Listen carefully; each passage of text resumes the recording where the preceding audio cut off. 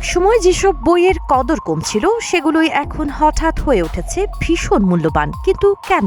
বিশ্বের বিভিন্ন প্রান্তে পুরনো বইয়ের দোকানে অস্বাভাবিক হারে বিক্রি বাড়ছে, আর বড় অর্ডার আসলেও ক্রেতাদের পরিচয় বা উদ্দেশ্য থাকছে রহস্যের আড়ালে।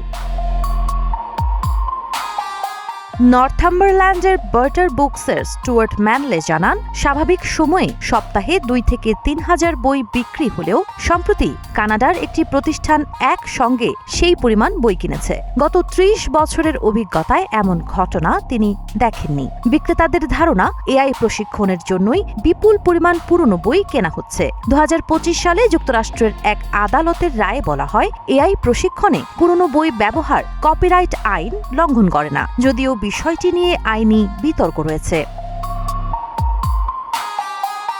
আদালতের নথিতে উঠে এসেছে, এআই প্রতিষ্ঠান অ্যানথ্রোপিকের প্রজেক্ট পানামা নামে একটি উদ্যোগে বইয়ের বাধাই খুলে প্রতিটি পাতা স্ক্যান করা হয়েছিল। অর্থাৎ বইগুলোকে ডিজিটাল ডেটায় রূপান্তরের পর সেগুলো আর আগের অবস্থায় ফেরানো হয়নি।